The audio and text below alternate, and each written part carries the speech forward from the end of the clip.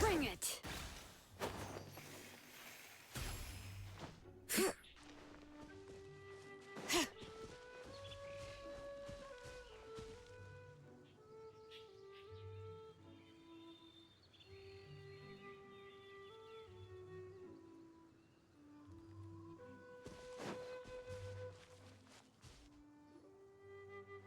I'll take that as a yes, then.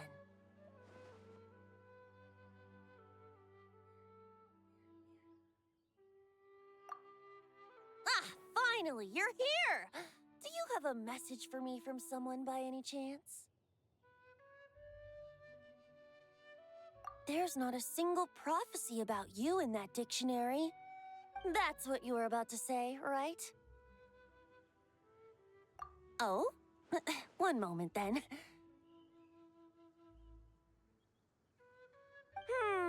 Your curiosity seems as strong as ever, Barbeloth. Alas, my future will have to remain absent from your dictionary. The wind may be happy to let dandelions trace its form and have poets sing it into verse, but to be contained is hardly its nature. So, dear Barbeloth, please do set your pen down. Words heard on the wind are not meant to be recorded on the page. If you're truly interested in this legend, allow me to fashion it into a poem. I'll be sure to share it with you ladies at our next tea party. Barbeloth has always been a reasonable person, and I believe she heard my request. As such, our conversation should be free from interruptions for now. Wait, Barbeloth was listening in just now? Paimon didn't notice a thing! Well, she is a Hexenzirkel mage. They all have quite a few tricks up their sleeves. Still, you noticed right away and even got her to leave us alone. Doesn't that make you the real master at cards here? Given the various practical factors at play, I'd call myself a master with limits. There you go, being all secretive again. Well, anyway, there wasn't a single thing about you in that dictionary.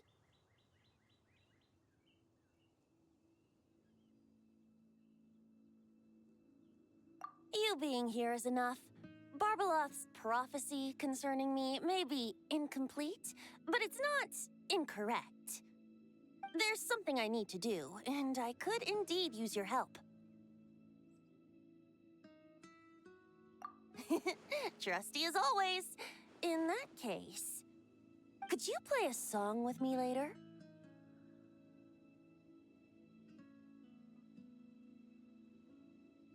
Yep, that's all. But don't worry, this isn't a performance to decide the fate of some consequential event. It's just a duet between friends. The last time I played this song, the howling gale was my sole audience, and the notes scattered in all directions, leaving only fragments of the melody behind. But now, with a friend like you by my side, why should the wind alone bear witness to this music? Besides, I think my hands will be just that much steadier, playing alongside a trusty friend like you. That's all I ask. Now, let's head to the performance venue. If we follow the breeze, we'll be there in no time. All right, let's get going. Just relax and let the winds lead the way.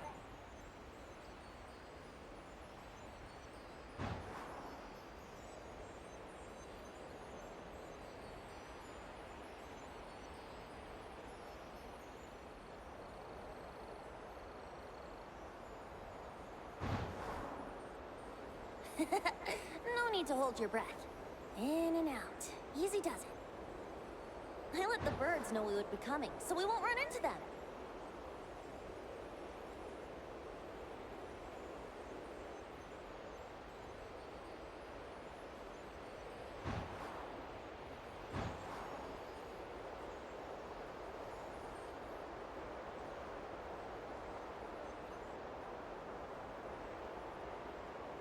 Don't worry, it's just a little ocean spray. You won't get soaked. Ah, the delightful sea breeze. Go on, breathe it in.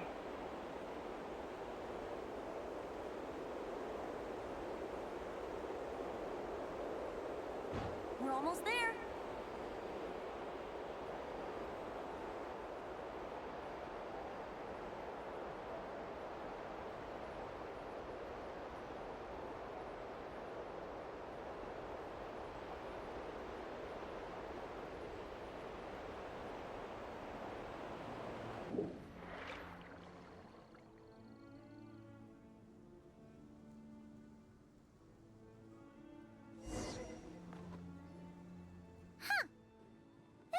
Looks kind of familiar.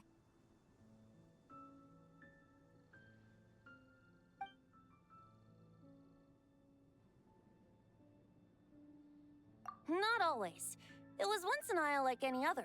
An ordinary, unassuming aggregation of sand and gravel. That is, until seeds of stories were brought here by the wind and cultivated by time. And in due course, the wind brought forth new tales, and time caused them to grow into legends. So with that, allow me to welcome you in truth to this island favored by time, traveler. This is the place where time and wind met in the distant past. Whoa. You suddenly sound so serious, Tone-Deaf Bard. Paimon's not sure she's following this conversation anymore either. Fret not, dear Paimon. The best stories always start with a bit of suspense and intrigue. I told you about this before, remember? About how I encountered time at the Thousand Winds Temple and received some help? Well, it was because of time's help that those first winds of freedom were able to blow so strongly. But forceful gales like that are most suited to wiping things clean, not helping things grow. So, after a few crises in Mondstadt were resolved, I made the winds gentler. Just strong enough to bolster the people in times of need without knocking them off their feet.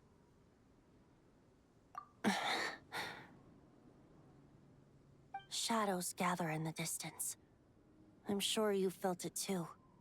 I've heard about the Pyro Archon's face-off with the ruler of death, Renova, and what happened to the Fatui Harbinger, the captain. And that's not even mentioning how abyssal activity has been encroaching closer and closer to Mondstadt. I fear the impending crisis may be beyond what humans alone can solve.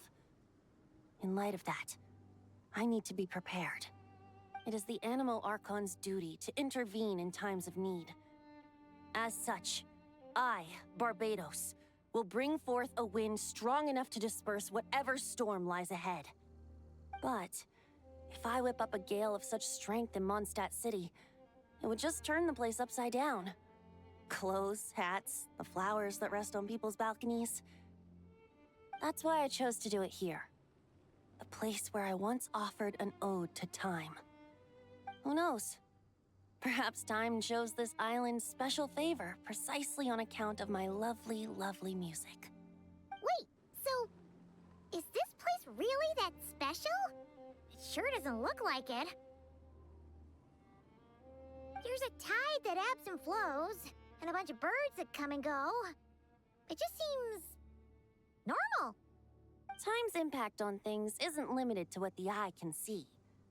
Think of it like a ripe sunsetia. If the outer peel remains intact, it's nearly impossible for the average person to tell whether the fruit inside is ripe. But even the tiniest hole in said peel will cause the fruit to rot, starting from that spot. Nestled in the hands of time, not one blemish marks this island's peel. Thus, time's influence on its very essence remains hidden to all. At the most fundamental level, of course, all things that lack time's favor will be erased at some point. But with the power that remains here, I can leverage time to draw a boundary around the wind. That way, the outside world won't notice a thing, no matter how powerful of a gale I whip up here. Of course, as the one requesting help, I should offer something in return. That's why I invited you here, traveler. So we could perform an ode to time together. Just let me know when you're ready. Oh, and I can lend you an instrument if you need one.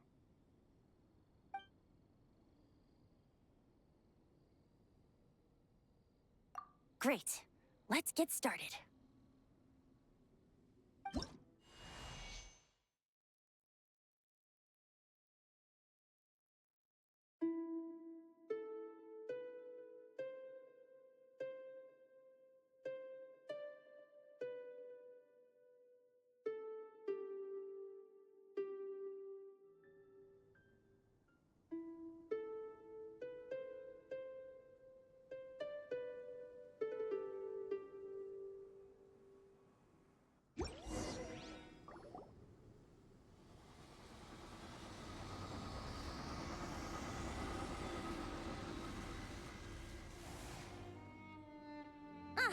Looks like our music has moved some in our audience to step on stage. But that's against concert rules, so let's usher them out. I understand your love for music, of course. But for now, I'm going to have you leave the premises.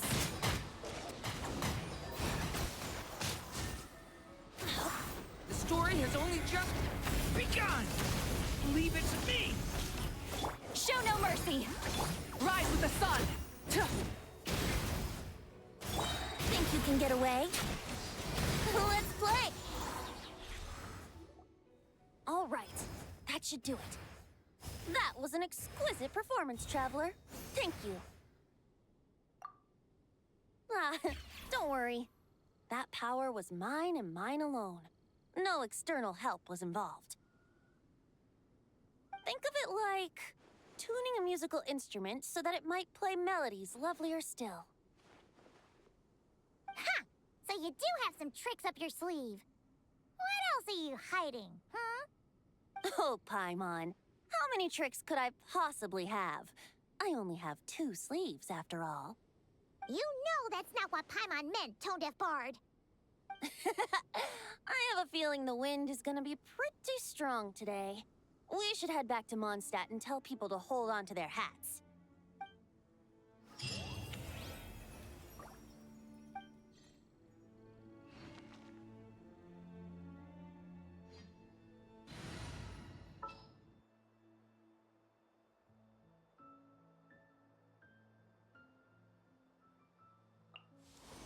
Didn't keep you waiting, did I?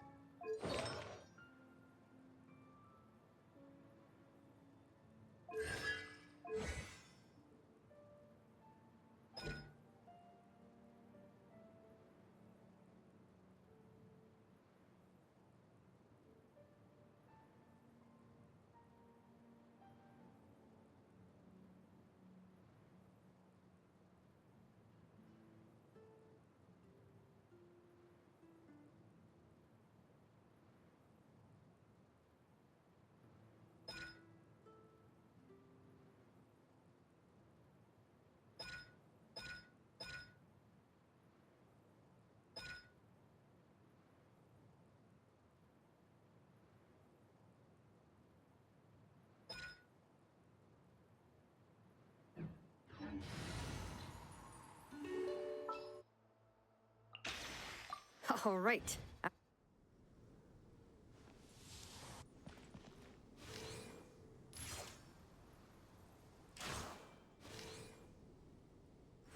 Brace yourselves. Yeah.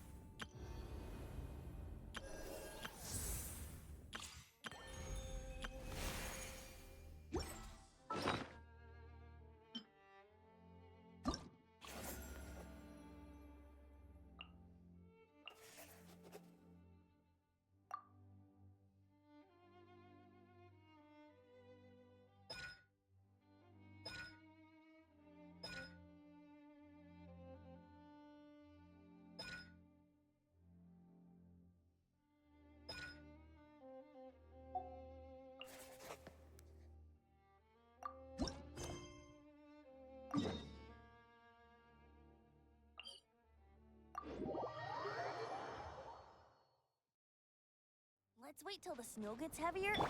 Light it up!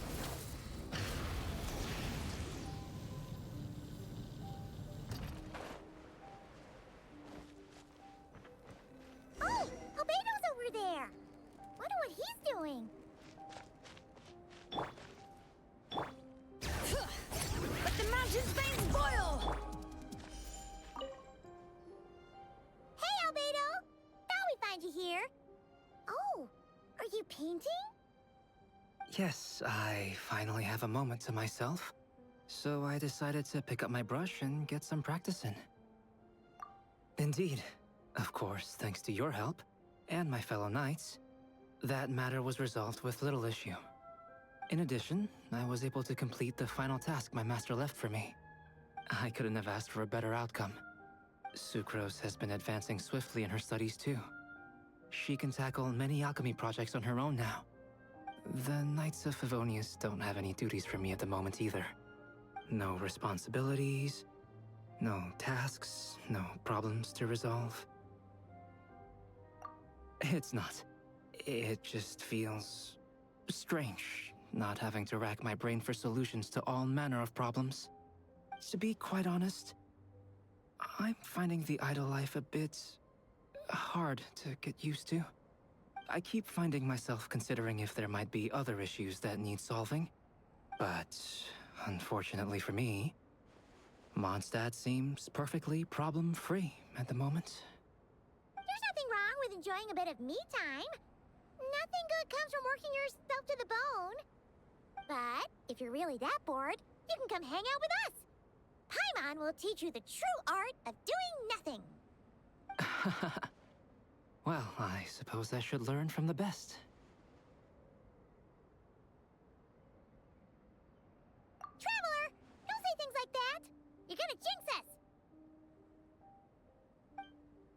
Strange to see you so idle, Albedo. But considering that you've completed Master Rhindaughter's final task, I suppose you deserve a break. See? What did Paimon tell ya? You asked for trouble, and here it comes. Sabas, what are you doing here?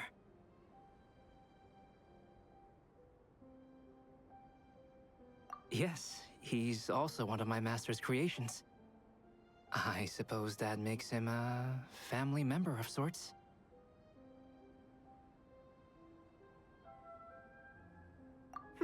Don't you take that tone with me.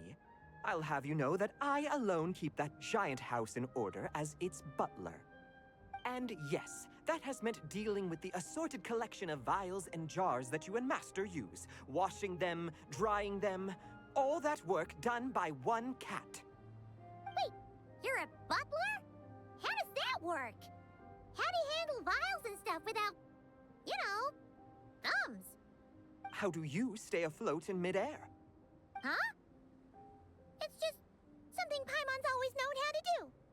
Housekeeping is the same for me. Such facts are not up for question, and shall receive no answers. Hey! You're not allowed to say the same answer that Paimon said. You...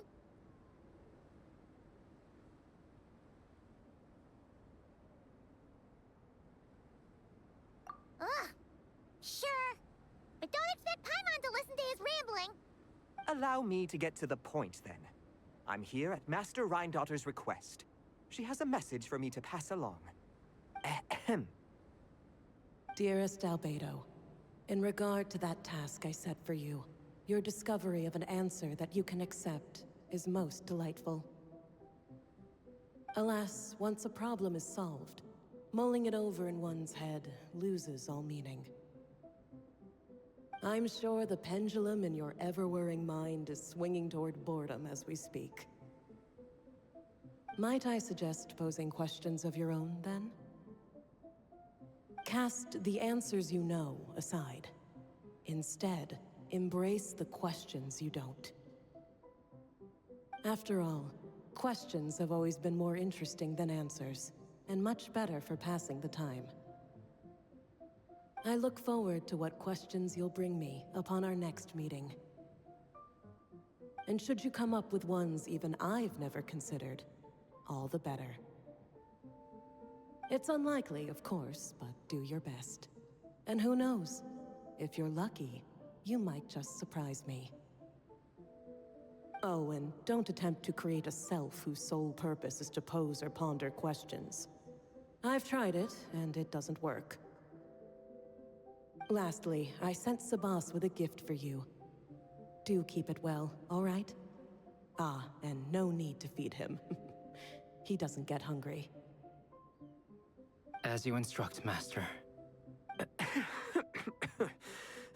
Master had quite a bit to say, I see. That really took a lot out of me. Well, I've passed the message along, so I shan't tarry in this frozen death trap for a second longer. I need to deliver a separate message to Mondstadt at any rate. Huh. Who else would have a connection to Rhindaughter and Mondstadt? Oh. Although his birth was rather recent, Master Rhindaughter has long foreseen what his task should be.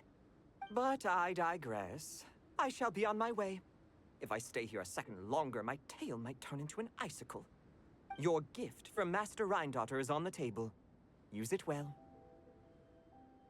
You know, Albedo, your family gets more confusing by the second. Speaking of, would that cat really count as a family member? He called himself a butler and all, but... Master created Sabas long before me. By the standards of a normal family, that would make him my elder, I suppose. Of course, my family could scarcely be considered normal. So, by that logic, that type of relationship holds little meaning. At the same time, Sabas did look after me quite a bit back in the day, helping me tidy up various vials and jars. He even modeled for my sketches at times. Wait a second. The cat you drew today... That's him then, isn't it? Yes. Whenever I need to think, I turn to drawing and let my subconscious take over.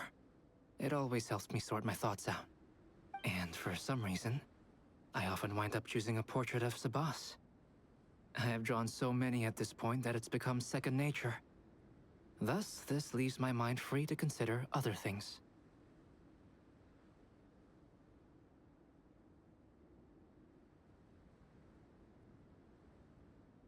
Yeah, we thought it was just a random cat. Guess he was a way bigger deal than we thought. Well, now you know his real name. I can tell you more stories about him sometime, if you like. But right now? The tree takes pride in its most perfect fruit. So complete, so flawless. But you, O Seed of Dreams, do not settle for being the king of a universe, confined to its flesh. I need to think.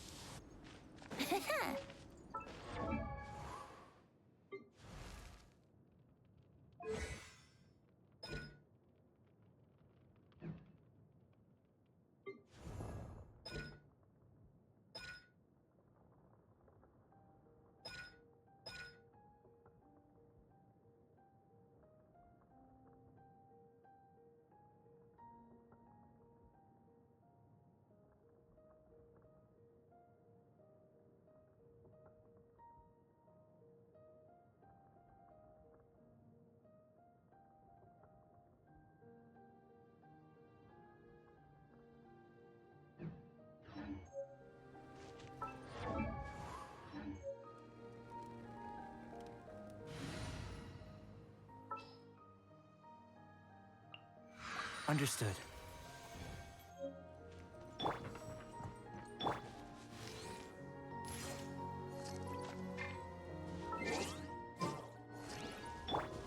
Burst forth.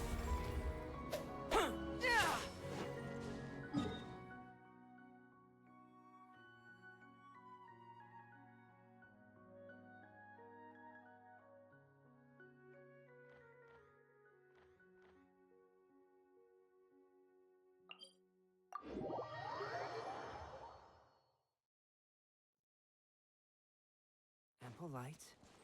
Active biological organisms. Yes, this is a good place to sketch. Come into being. Burn it down. Here we go.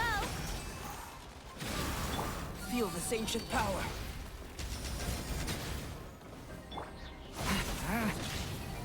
Thunder! Stay away from... Time for takeoff.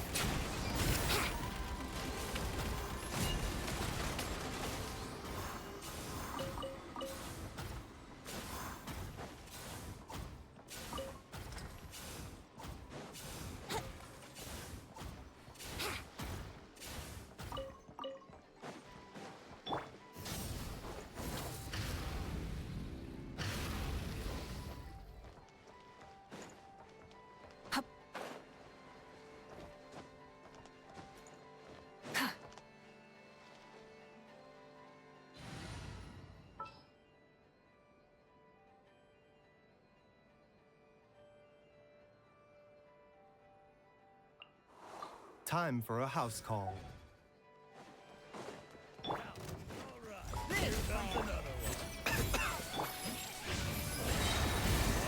abyss is burning.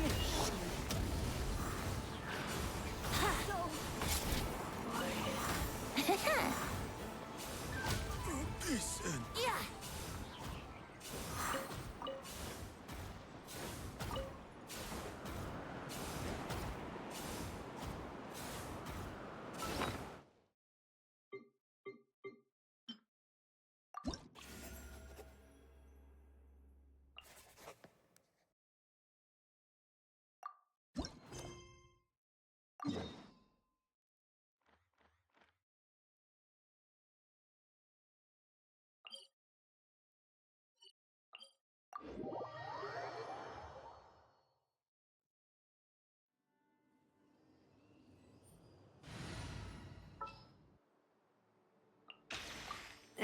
Let's get...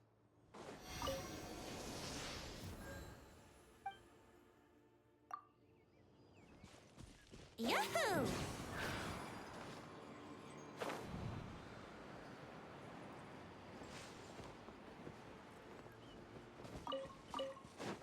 Bring it!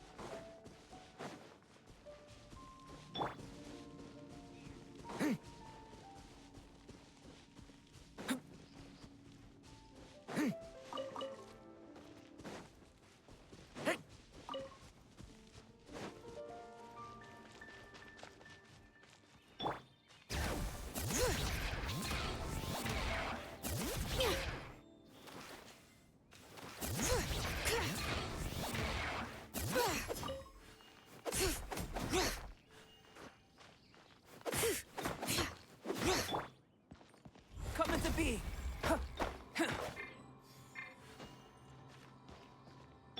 Bring it!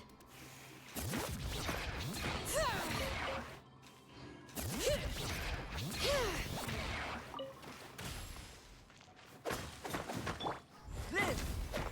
Ha.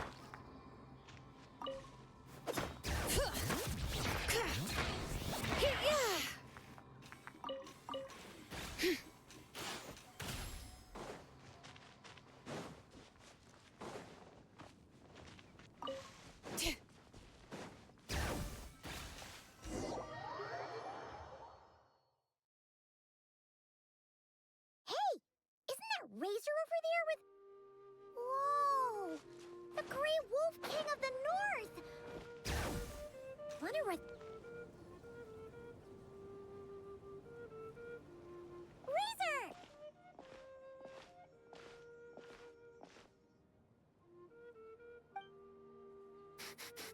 Familiar scent. Ah, you two. You have been good? Yep, we're doing great. Oh, but what happened to Berea's Razor?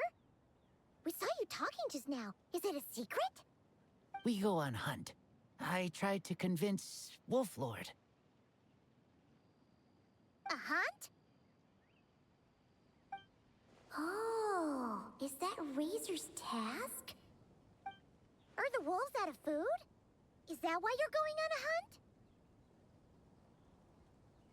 No, this hunt is not for food.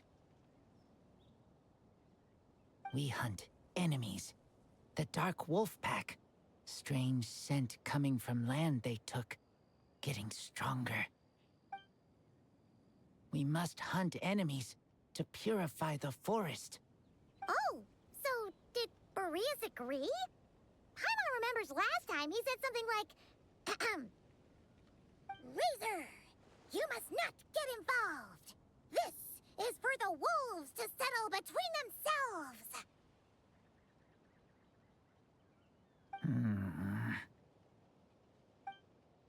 Oh, sorry, Razor. Paimon didn't mean to dig that up again. It's okay. I know Lupacall means no harm. Besides, teacher taught me how to talk to Wolf Lord. Lisa taught you how to talk to him? Oh, like she told you what to say? So that means you got him to agree then, right? Yes. Words were hard, but I did it. Ha! So you actually managed to convince that giant, stubborn old fella. That's super impressive, Razor. Dark wolves are enemies of the whole world. Teacher said this is not wolf problem. This is world problem. And Wolf Lord agreed.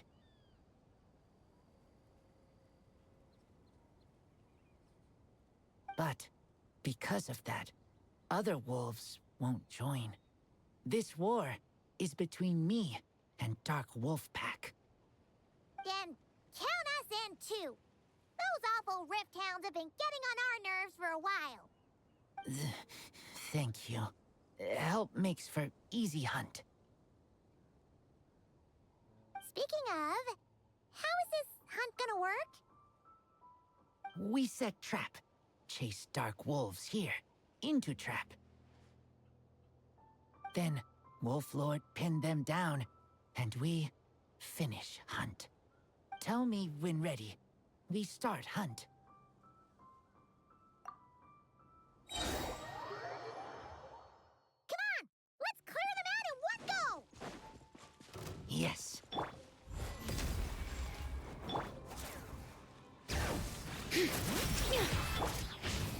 Thunder! The abysses burn! Think you can get away? Let's play! Yeah.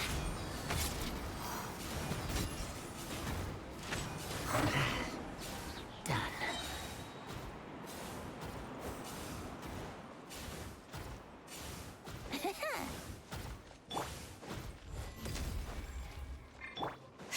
Bring it!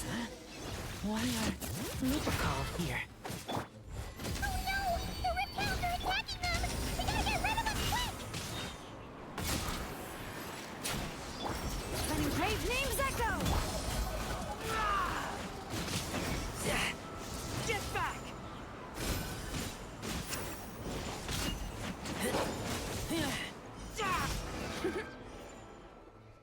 Whew, that was close. Good thing the wolves were there to help. They intercepted those rift hounds for us, and even drove them away. But this isn't wolf problem. You're doing this to help your Lupacol, right? Well, they want you to be safe too. Paimon bets they went to the Wolf King and said, "Listen here, this isn't just our Lupacol's problem. This is the world's problem." And then rushed over to help. Lupacol is Lupacol. I am human, but I do not need to be wolf to be Lupacol. I just want to help them. Well said, Razor.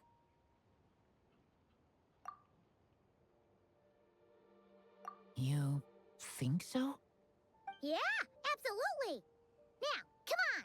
Let's go kick some Rift Hound butt.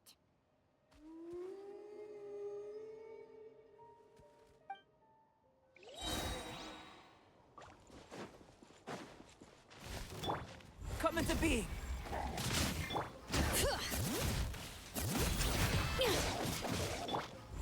Moments of birth! A turning point in fate! Brace yourselves. Think you can get away?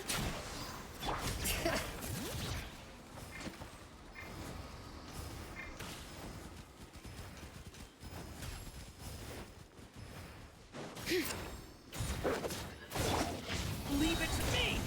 A turning point in...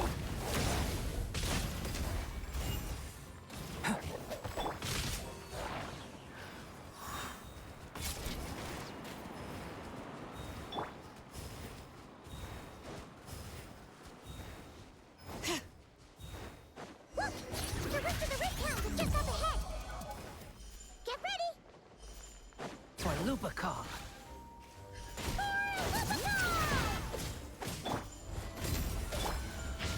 Devouring claw!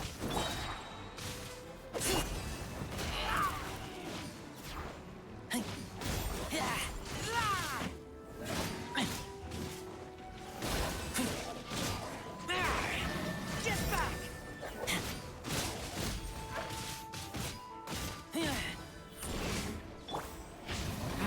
A lament for the end!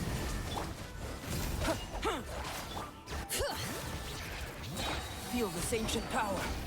Time for takeoff. Let's play.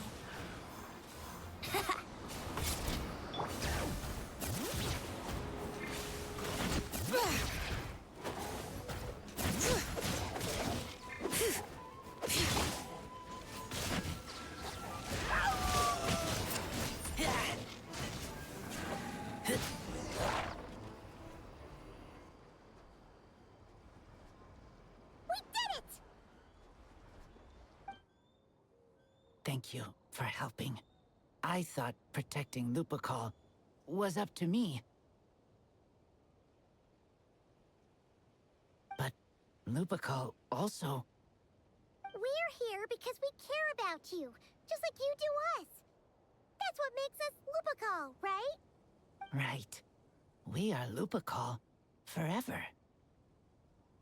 Aww. And now, there won't be any more intruders in Wolvendom. No. Dark Wolf Pack, Rip Open Sky. They could come again. But me and Lupercal will hunt them down, no matter what. Yeah! If you ever need help, just say the word. We're here for you. I appreciate it.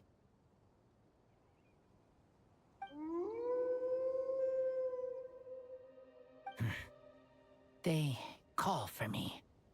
Sounds like they want to make sure you're safe. Then I should go. Thank you for the help.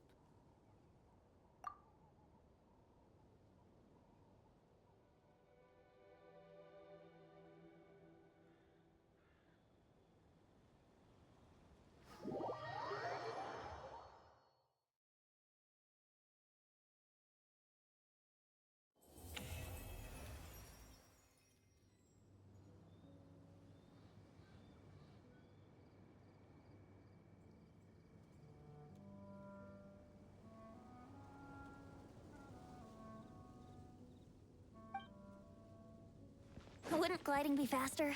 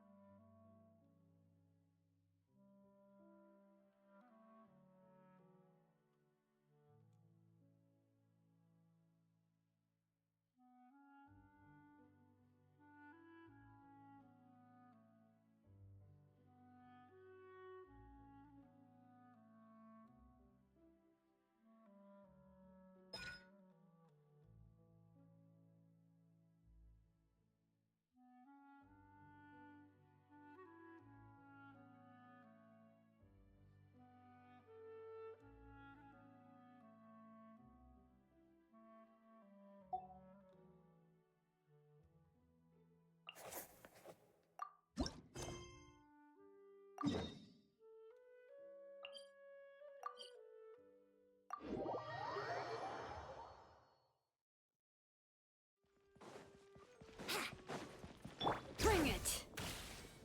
Yep.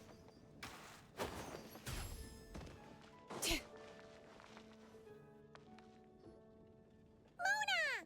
We have something for you. Oh, Traveler Paimon. You're full of energy today. You have something for me, you said? Is it some quick and easy way to make Mora by any chance? Well, actually, it's some kind of task from your master. Yeah, that's a hard no. But I guess I don't have a choice, huh? An enterprising spirit is important and all that. I just know it's going to be torture, though. I know that old hag all too well. Why don't you just take a look first? Huh. This book doesn't seem so special to me. Oh, whoa! Letters just fell out of it. Oh, maybe she's trying to reconcile with you? No idea. Either way, it looks like I'm supposed to open these 3 letters in order. Well, let's start with the first one. If this is her task, it should be okay for us all to read. Come on, let's see what this is about. Oh, how long it's been, my student. I'm afraid to report that getting up and about is becoming harder and harder these days. Oh, the sympathy card. She could have tried to make it sound a bit more genuine at least. Remember when I would chase you and you would run for dear life? trying to use that hydro phantom of yours to distract me. Oh, seems like it was just yesterday. Now you're off on your own, and I laze the days away in my rocking chair. I really should get some exercise again. Well, then get it some other way, you old hag. Now, I'm sure you're curious as to the purpose of this letter. And to that, I say this.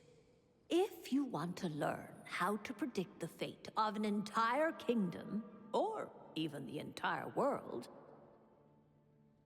head to Sumeru and search for the gate to an underground kingdom.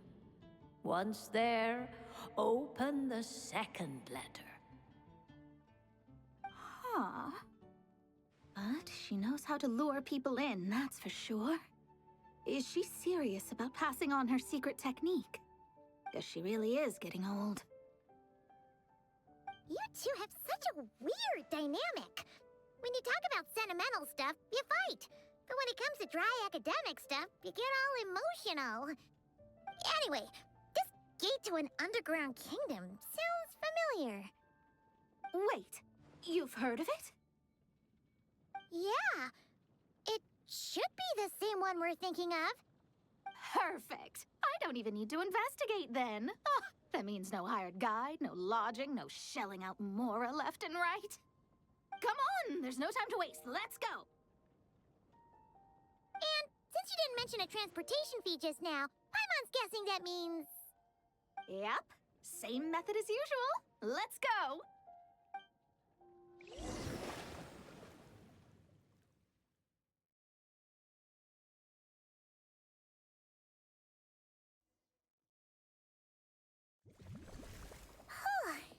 This brings back memories of summertime. It's actually kind of refreshing. So, this is the gate to the ancient kingdom of Conria. I'm sure a lot of secrets and tragedies lie behind it. Well, let's open the second letter. Let me see here. Yep, it's this one. As the ancient Sumeru saying goes, rote knowledge bears no fruit until it is watered with the showers of wisdom. With that in mind, there is a phenomenon in this land known as the sign of Apausha. It is a celestial mark that burns in response to an all-too-ardent desire for the truth. In that sense, perhaps it's more fitting to call it a sign of truth instead. The records of this ancient kingdom state there are several large subterranean lakes in Conria, clear and calm as mirrors, whose surfaces reflect the true stars. This is because the sign of truth created in the water is able to bypass the false sky and connect to the outer universe. I had no idea.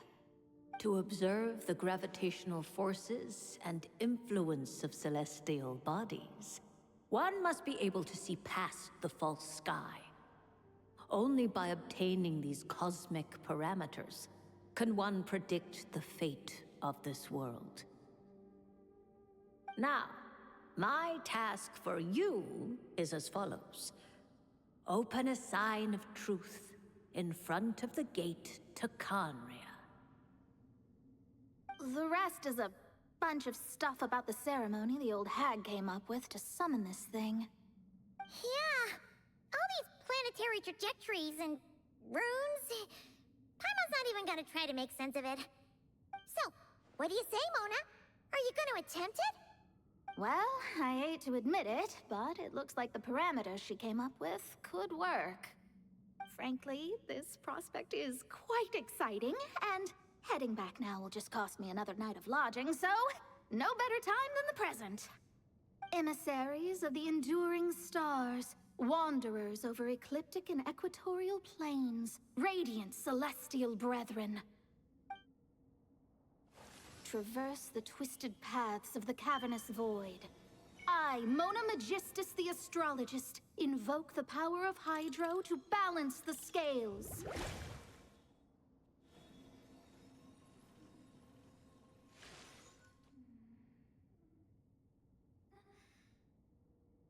By wisdom and truth, let the thirst be relieved.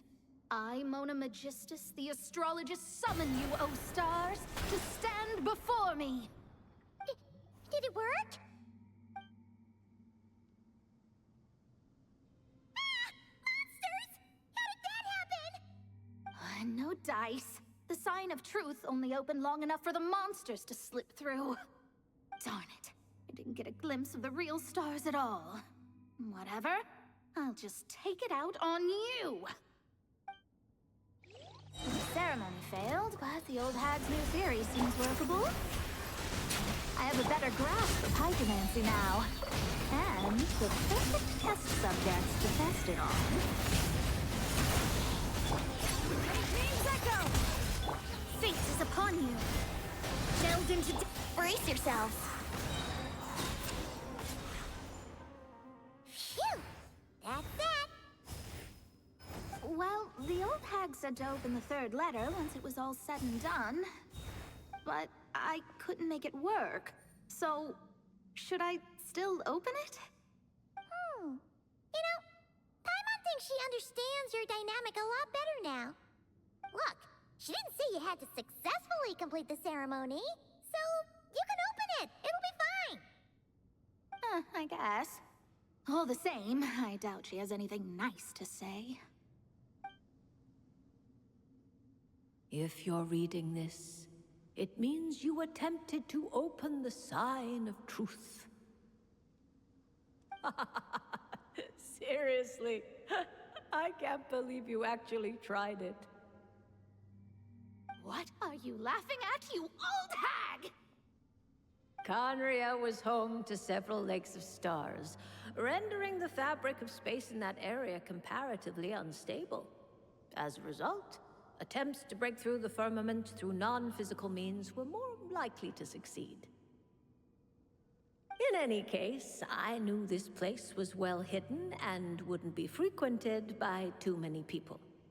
As such, any negative effects of failing to open the sign of truth would remain small scale. And of course, as my student, I felt sure you would have the chops to deal with the abyssal creatures that roam beyond the false sky. Even if you couldn't beat them, I am certain you could outrun them. You always were fast on your feet.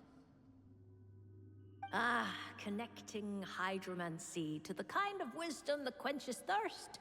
Truly, my genius knows no bounds. The practical application of the scry glass has also reduced disturbances caused by the false sky. I'd like to see Alice try and top that.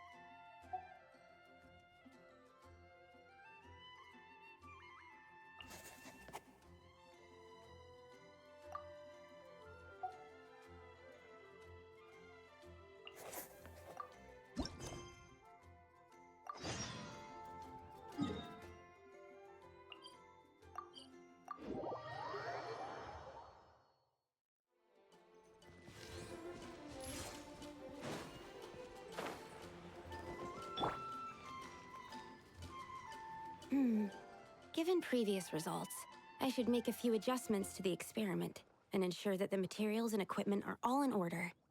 As for the potion I need to make...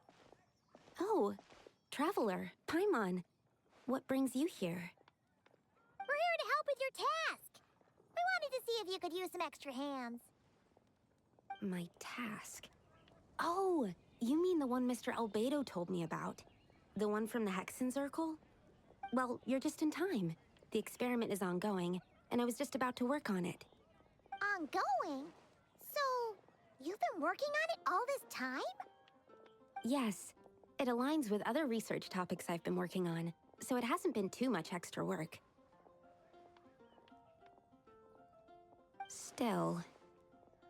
What? Is there a problem with the experiment? I've been unsuccessful so far. Oh, so it keeps failing, huh? It's not as simple as just failing. The whole theoretical framework behind this task is a bit more complicated than I imagined.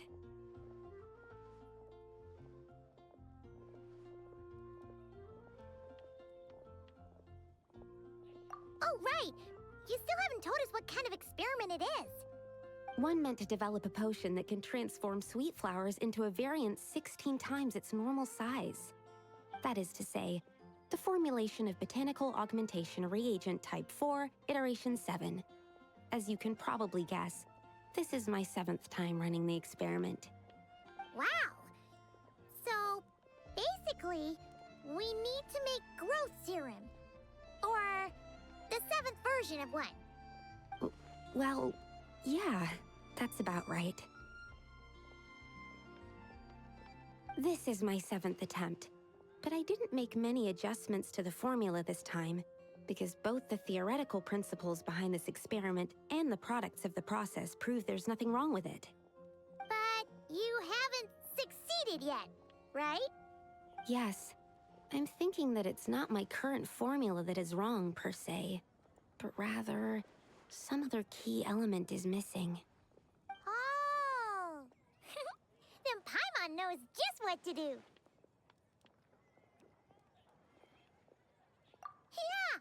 We came here to do just that, after all. Here it is. That said, I'm still missing 2 ingredients. Now that we can help with. What do we need to get? I need spring water from Springvale to use as the base, as well as Eye of the Storm fragments. But that last one could be tricky. We've got this! Let's go! Let's tackle the Eye of the Storm first.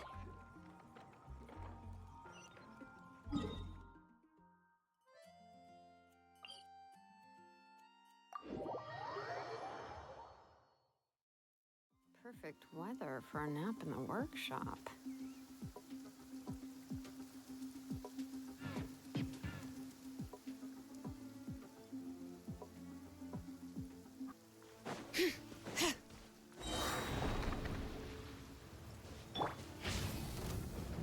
Thunder!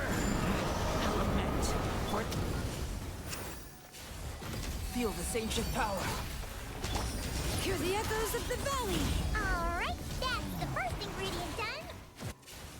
Wow, you 2 work fast. That step usually takes me forever. We can get the spring water down there. Time for...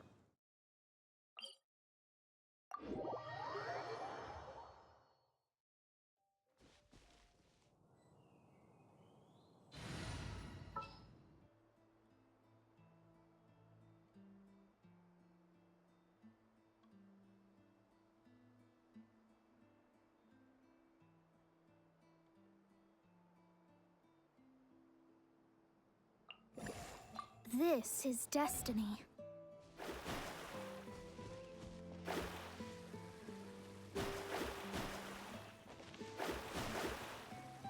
The high quality of Springvale's waters makes for a stable potion-making ingredient. Do not go hunting. That's all we needed, right? Yes, let's head back.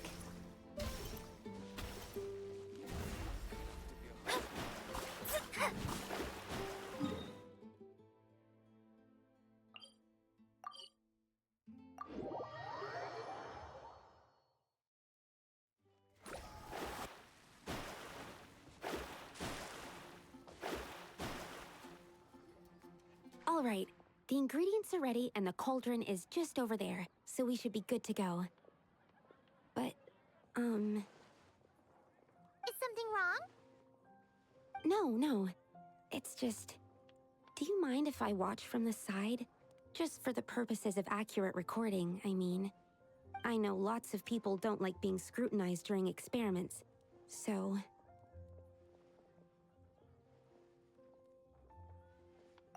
Thanks. Then, I'm ready to go whenever you are. I'll make sure to take detailed notes, too. So, are you ready to start the experiment?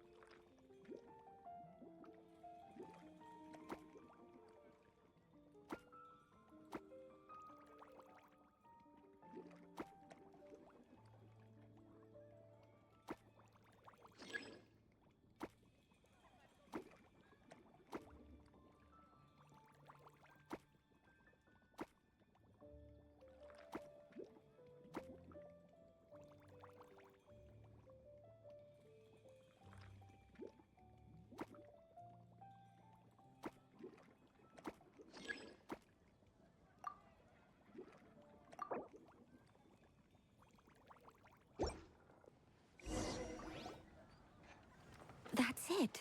Your execution was perfect. Really? Yes, I don't see any flaws in the brewing at all. Let me extract some and test the product's composition. One moment. Yes, like I said, flawless execution. The potion is perfect. It's exactly what I was expecting. So? Was the 7th time the charm?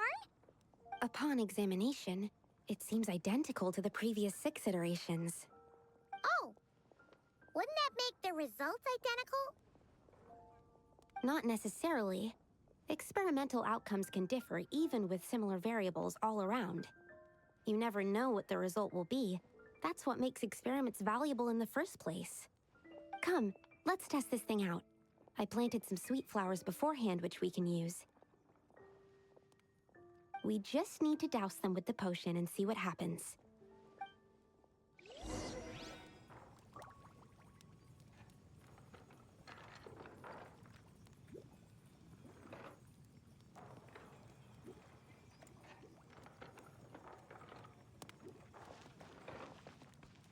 Welcome. How can I help you?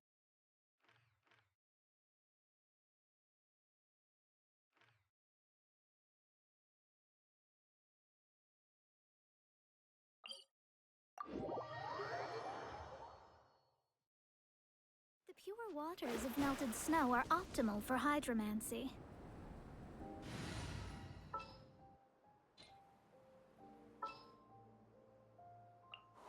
Hopefully, this won't take long.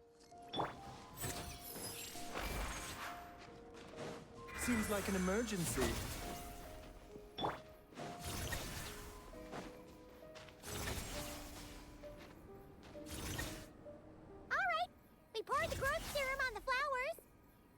all we need to do? Yep.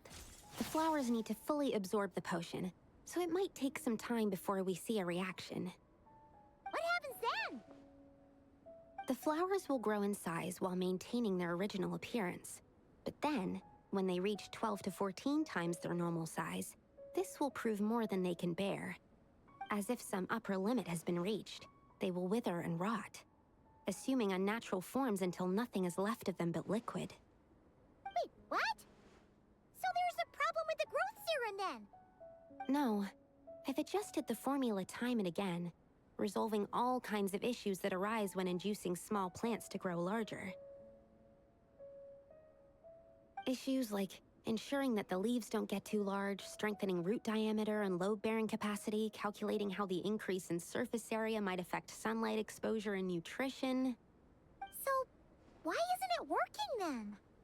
Because the flowers cannot transcend. As above, so below, is one of alchemy's guiding principles. Alchemy seeks mastery over matter, but this world has its limits. It's like a specification etched into the law that governs all things. Part of the purpose of doing multiple experiments is to determine if this specification is stable. Exactly. It proves that the limit continues to exist. Okay, this is all a bit over Paimon's head, but basically, you needed the experiment to fail to prove that the limits and borders in this world are stable? Oh, what a weird experiment. Huh? Looks like one of the flowers is reacting. Wait a second. That's not a sweet flower at all! Careful! It's a whopper flower. It must have absorbed some of the potion. Wait, but that's happened before, and it's never gotten this big either. Can this mean... We can talk about this later!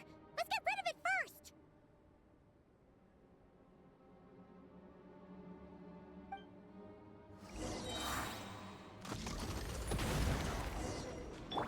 Remember, health comes first. A bitter pill to swallow. Written in the stars. Animal hypostasis emulation. The abyss is burning! Time for takeoff. Let's play. Yeah. Wouldn't The doctor will see you now. Shadows of fate. Delved into destiny.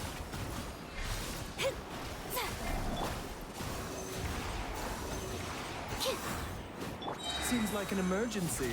A bitter pill to swallow. Get back! The abyss is burning! think you can get away. Yahoo! Let me scribe. Decided by destiny. Phew, we did it. Even at that size, a whopper flower is just a whopper flower. But, was it supposed to get that big? I could only make a rough estimate during the battle, but it looked at least 16 times its original size, maybe even larger. This means that the experiment worked. Wait, but isn't that a good thing? I'm still not sure what the implications are, but if further attempts succeed in reproducing this result, that means that something's different. Perhaps the limits and laws of this world are changing due to some unknown factor. I can't say if that's good or bad, but from an alchemical perspective at least, expanded boundaries means that more possibilities are now open to us. Either way, this brings my task to an end. Seems so. That said, it could also be an effect of the person who made the potion. There could also have been something special about this particular whopper flower. There's a lot that still needs to be confirmed, so I suppose this task opens the way for further questions. Well, we're here if you ever need some help.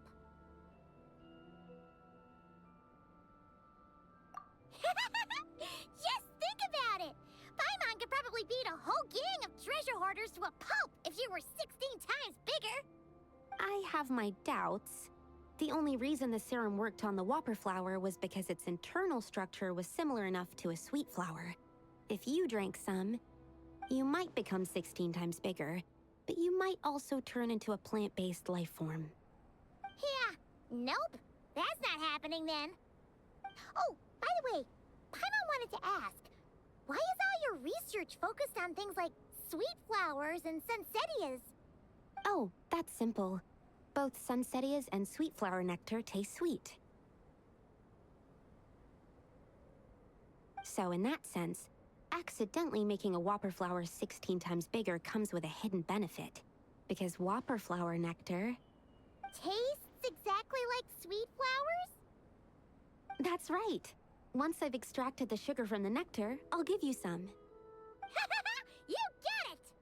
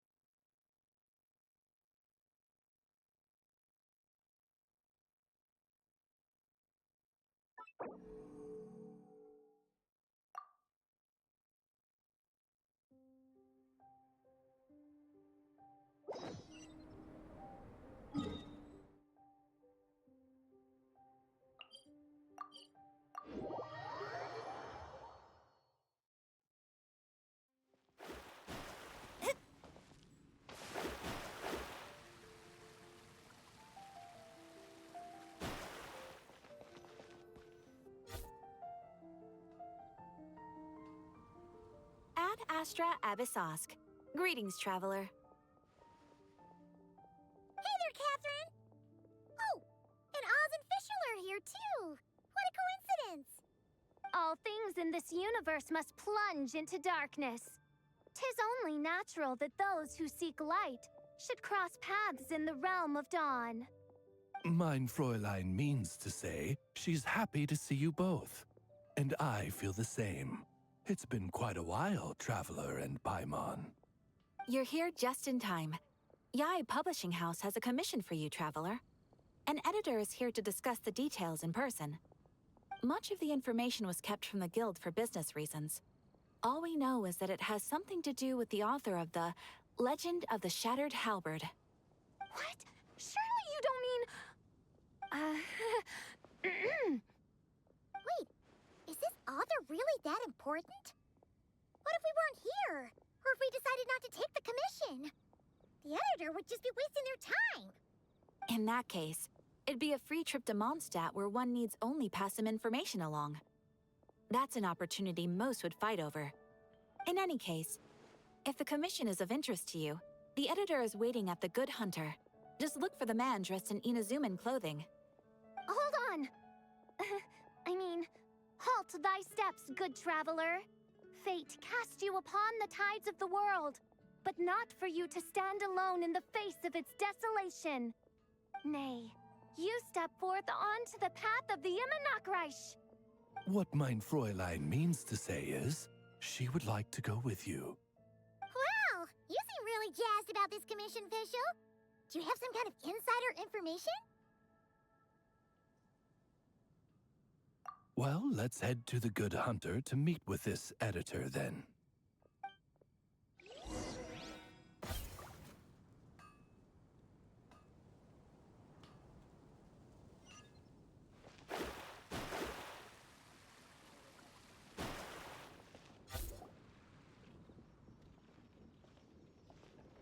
Alright, let's see who lucked out and got got this free trip to Mondstadt. Wait, you're Shing. Oh, Genyu's editor, Onodera. Traveler, thank you for all you've done for us in the past. I come here today with a commission from Lady Yai, with which I'd like your help, should you be willing. Oh, and might I ask who this person dressed like Princess Fischl is? You have the pleasure of speaking to our eminent person, Fischl, Prinzessin de Vertelung. Mein Fräulein means to say that her name is Fischl, and that she is most pleased to meet you. Yep, this is Fischl. She's a reliable adventurer, and she's here to help.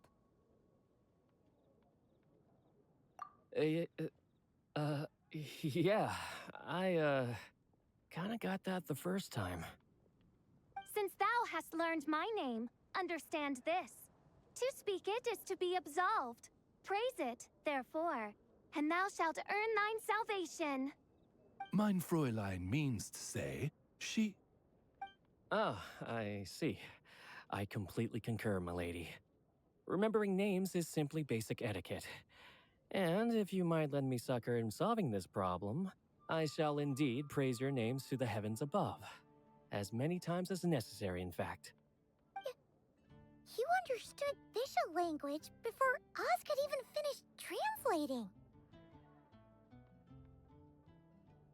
Well, let's get down to brass tacks then.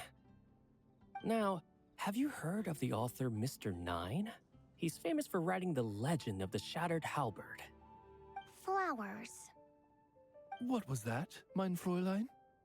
Flowers for Princess Fischl. That's what Mr. Nine is actually famous for.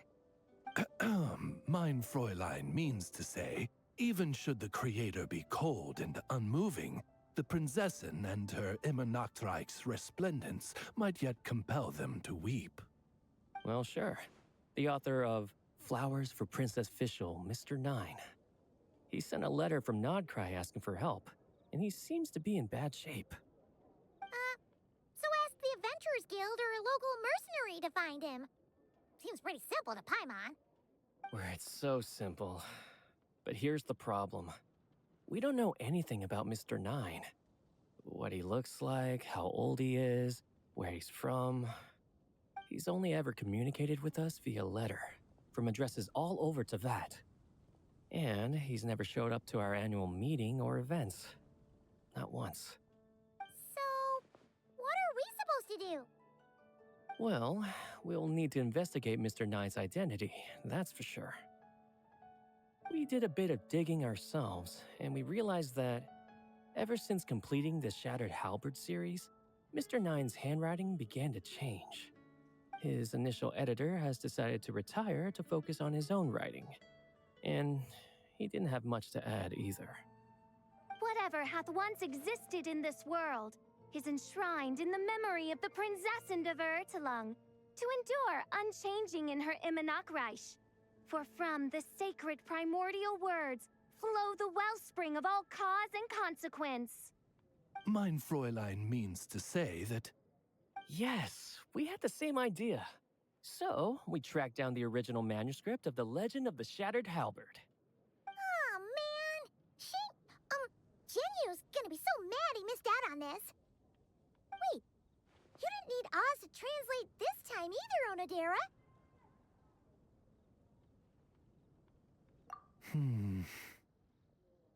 Osvaldo Hafnavines, hast thou perceived something? No such Henry exists, mein Fräulein. I sense a faint, elusive resonance.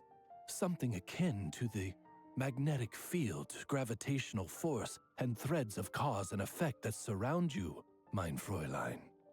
Isn't that interesting? Well, in the end, our only takeaway was that the design and craftsmanship of the paper point to it coming from Qingce village in Liyue. Huh. Could Mr. Nine be from Liyue then? No, wait. If we're talking authors from Qingce village specifically... No, it couldn't be. Could it? Chong the Ninth? Ah, I've heard of him. He won a Best New Author award for the first apprentice of Guhua. It matters not. Though the Saint of Tears and the Saint of Atonement perform manifold labors on divergent principles, their power flows but from a single source. Mr. Onodera, if you please. Wait, Oz? It's great that you trust Onodera and all, but we're still in the dark over here. You speak true, Mind Princessin. Even if Chang the Ninth doesn't turn out to be Mr. Nine, he's still an author, and he could have had contact with him. I think it's a good place to start.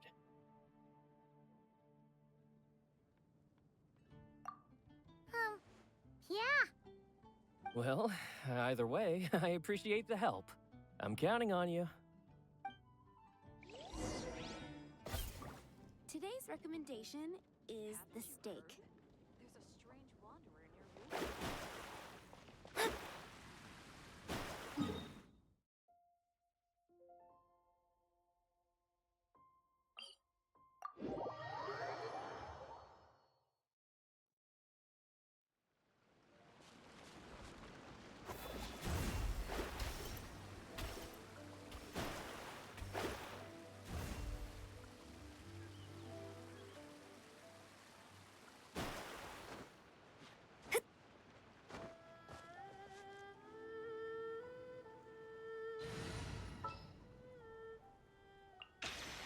Is it time to go?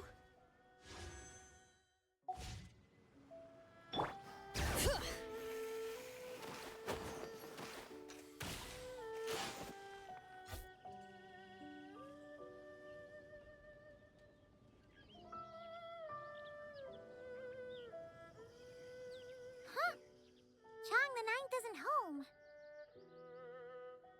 It doesn't look like there's anyone around we can ask either. Shall we wait? Seems like that's all we can do. Still, could his absence mean that he really is Mr. Nine, now kidnapped and sent to Nodcry? Perhaps we should have a look around his house. Barging in without permission seems wrong. But if he really is Mr. Nine, then... Okay, let's do it.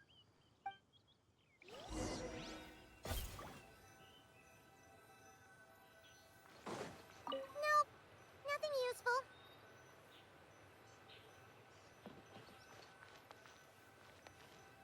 No, not here.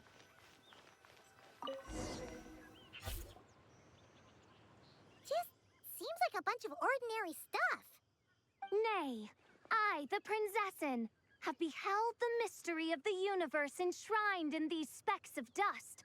What hath been revealed is the very fount of wisdom. Ever does it flow toward the shores of truth. Mein Fräulein means to say, she thinks this is a clue.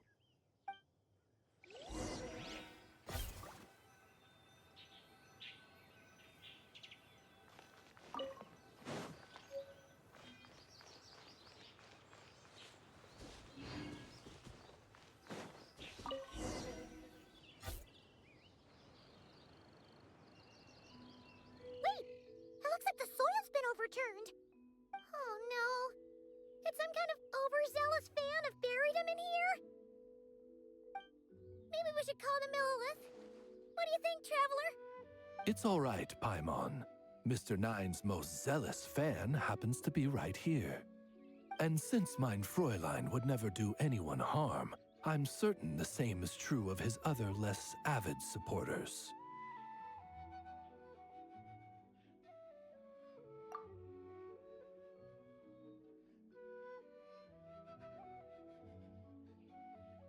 What is the meaning of this? I'm calling the Millilith. Chang the Ninth! You're not dead! Or kidnapped! What are you even talking about? Oh, wait a second. You're the ones who came here with that young lad from the Guhua clan. Yes, I remember. I'm guessing this is a misunderstanding then. The question still stands, though. What are you doing digging around my house? Oh, well, actually, we just wanted to know if you've ever written under the pen name Mr. Nine. What?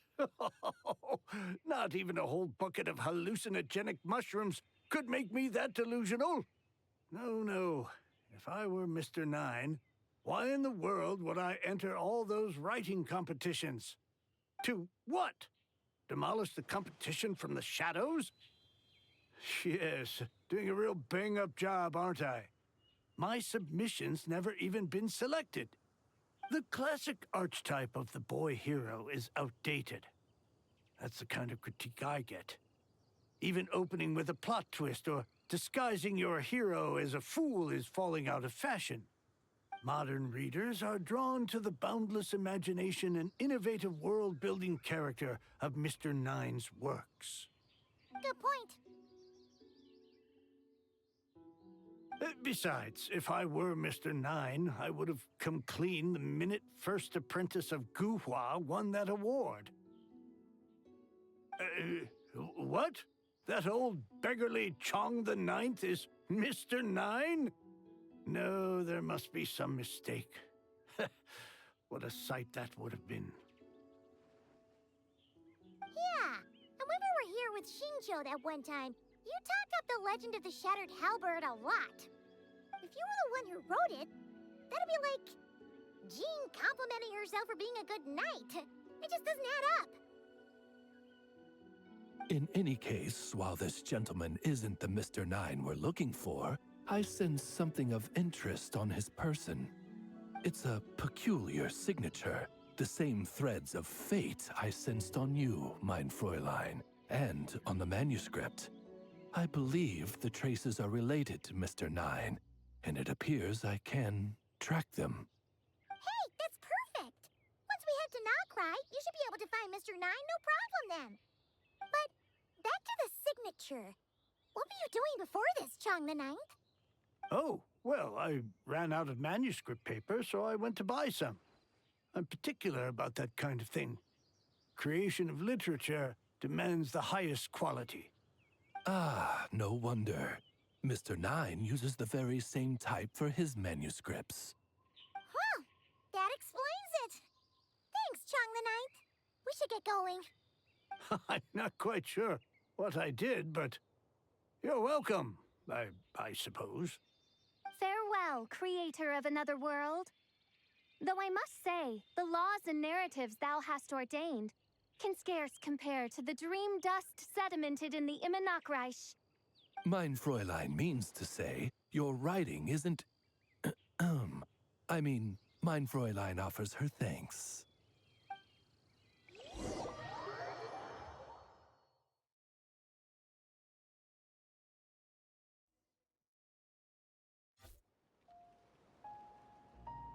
It should be up ahead. Wait, did something attack that Sealy? Something doesn't seem right here. And it bears the same signature I sensed before. Then it would seem fate has dictated our path for us.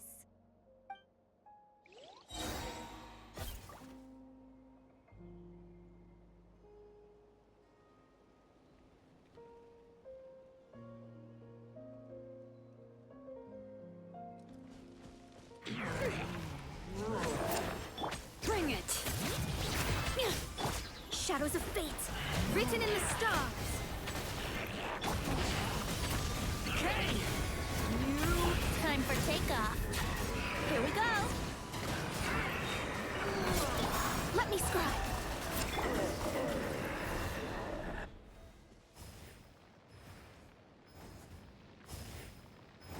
Huh.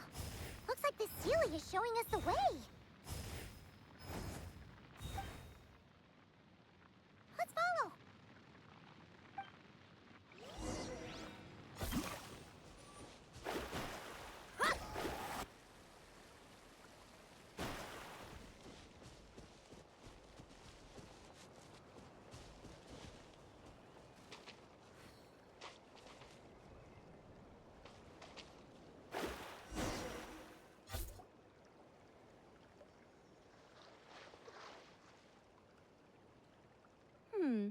What are you doing here? Wait, that voice. It's Nicole! Also, that should be our line. We were looking for Mr. Nine and our search led us here, but now it seems we've found you instead.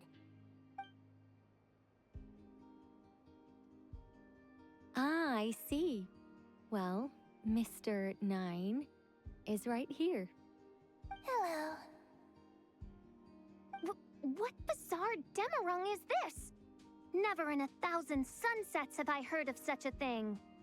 In truth, I too aspire to be an author. But I'm also partial to direct communication. Talking is rather inconvenient by comparison. And as I'm sure you can understand, writing things down is even more tedious. I thought perhaps if I found someone with whom I could share my ideas, it might give me the same release as writing. But then those stories would never see the light of day, which would be a shame. So, I tracked down an old Seelie friend of mine and told her all the stories I was imagining. Then, I sent her to find people with similar aspirations to write them in my stead. We even came up with several character traits to lend a certain authenticity to Mr. 9. A receding hairline was one of them, I think. Yep, I'm the one she roped into all this. Come now, it was beneficial for you too. By inhabiting those authors and mobilizing their language faculties, you were able to hone and eventually recover your capacity for speech. And anyway, an angel has always functioned like a sort of a flash of inspiration in someone's head. I'm sure it was like stepping into old shoes. So you, what, possessed people? Isn't that kind of intrusive? Oh, it's fine. She did it while they were sleeping. As long as the person is someone who dreams of creating worlds of their own, this inner writer within them will automatically awaken. Wait, but what about the letter and the strange intuitions Oz has been having? Nicole sent me to monitor the situation in Knockcry, and it's super dangerous, okay? So I needed some help. It's not like I have the knowledge or power of the heavens anymore. As for your friend over here? Well, you see, when writing a story, it's not uncommon to incorporate certain half-true details. For realism's sake, you understand? Yeah, we've seen that before. A real curse was written into an Inazuman light novel once. Indeed. In a similar vein, Mr. 9's stories are full of metaphors, including one for the creation of life. What it describes isn't made up, per se. We just never imagined someone would actually manage to use it. Until you came along, young lady. Mein Fräulein is speechless. So if I may ask in her stead, did she manage to use one of these half-truths in Mr. 9's novels to create me? It was more like 70% made up, 30% true. No, it was 90% made up, 10% true. I thought it was too dangerous, so I changed it. See, I knew you'd never read my books. You don't seem too surprised, Oz. Well, I suppose I've vaguely sensed this since the beginning. Regardless, it is an honor to serve mein Fräulein. Well, once our affairs in Knockcry are resolved, Mr. 9 will be able to return home. Yes, just tell them that when you return. I don't want to be your eyes here. It's too dangerous. Oh, but, while you're at it, could you pass a message along to that guy in Chingsa village? I've been splitting the royalties with him 90-10. His share's been buried in his yard all these years. Wait, what do you use the Mora for? I bury it, and then lead people to the treasure. Guiding people is in our nature. It's what I love to do. Feel free to come search for my personal stash someday. I've buried it at the furthest end of the Immernachtreich. I will.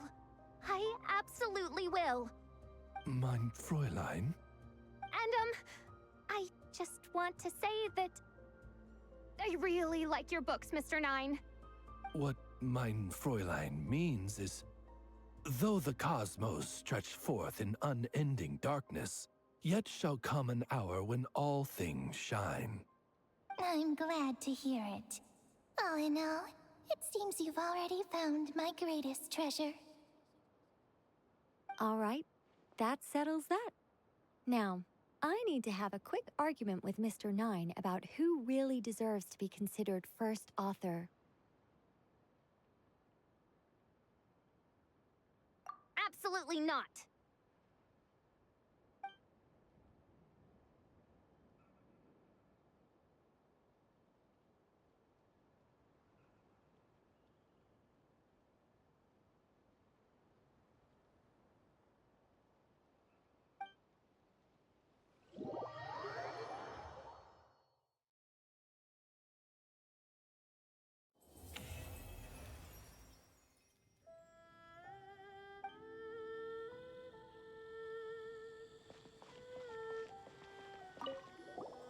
Oh, that's right. Just channel Mr. Nine. How would he write this particular essay? Hey, Chang the Ninth!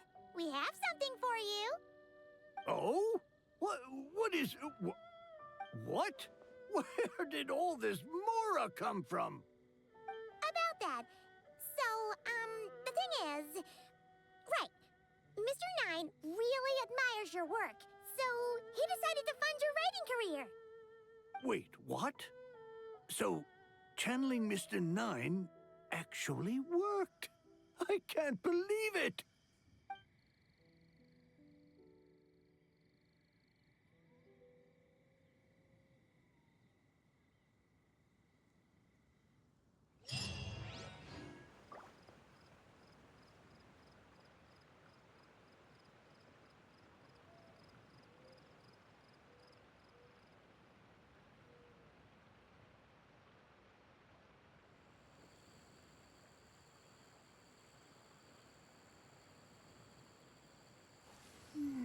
I swear I'll reclaim my lost fortune.